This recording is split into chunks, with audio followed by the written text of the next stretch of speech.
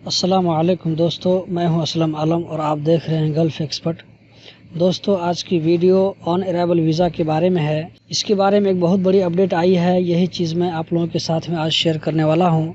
मज़ीद डिस्कस करने से पहले इस वीडियो को लाइक करें, गल्फ़ एक्सपर्ट को सब्सक्राइब करें और बेल बटन पर ज़रूर क्लिक करें।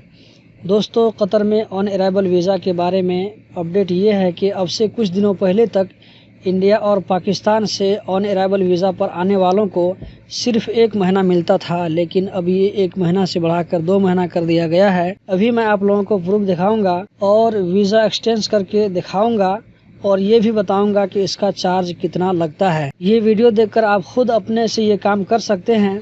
दोस्तों, ऑन अराइवल वीज़ा के ऊपर मैं ऑलरेडी वीडियो बना चुका हूँ, जिसमें डिटेल से बताया हूँ कि कैसे आ सकते हैं, क्या क्या डॉक्यूमेंट चाहिए। उस वीडियो की लिंक आपको ये जो वीडियो आप देख रहे हैं इसके डिस्क्रिप्शन में मिल जाएगी, आप देखकर डिटेल मालूम कर सकते हैं। मैं गूगल क्रोम ओपन कर लेता हूं और MOI सर्विस ओपन कर लेता हूं और पहले आपको एक आदमी का वीज़ा चेक करके दिखाता हूं, जिसका वीज़ा 25 जून को एक्सपायर होने वाला था, लेकिन मैंने 1 महीना डेट आगे बढ़ा दिया।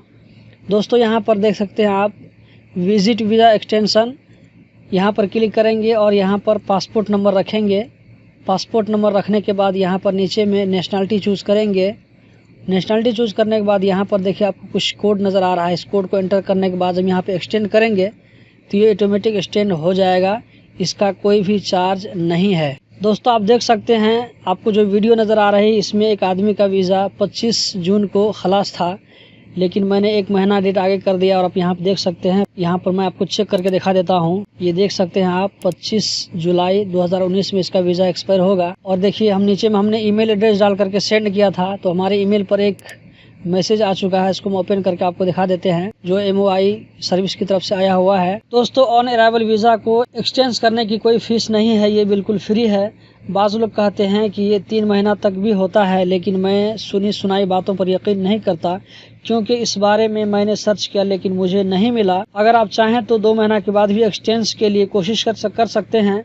अगर मिल गया तो बहुत अच्छी बात है, वरना वीज़ा एक्सपायर होने से पहले आपको कतर छोड़कर जाना पड़ेगा, वरना 1 दिन का फाइन 200 रियाल आएगा। जाने के लिए खुरूज नहीं चाहिए। तो दोस्तों, यही थी आज की वीडियो। उम्मीद करता हूं कि ज़रूर पसंद आई होगी। इसी तरह की इन्फॉर्मेटिव वीडियो देखते रहने के लिए चैनल को सब्सक्राइब करें। आप लोगों के कीमती वक्त का बहुत बहुत शुक्रिया।